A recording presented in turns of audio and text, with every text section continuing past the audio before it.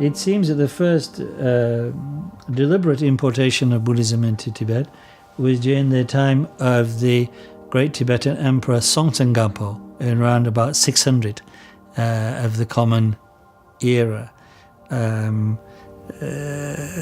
Songtsen Gampo sent a mission to, he married a Nepalese princess and a Chinese princess, and they brought Buddhism in the form of scriptures and statues to Tibet. And at the same time, he sent one of his ministers, Tomisambota, to India to bring back an alphabet for the Tibetan language, because at that time it wasn't written. So those are the early beginnings of Buddhism in Tibet. And according to tradition, Songtsen Gampo was like an incarnation, an embodiment of Khyentse, the Bodhisattva Khyentse. But then in the time of the great-great-grandson of Songtsen Gampo, who was called Tristan Detsen, in the late 8th century, there was a much more organized move to bring Dharma to Tibet. Tristan Detsen,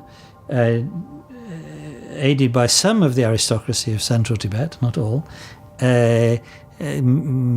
organized the kind of importation of Buddhism by inviting the great philosopher and monastic Shantaraksita to come from India and teach the fundamental Dharma, and also to ordain some young men as probationer monks. 7, in fact, were ordained in Lhasa, in the capital.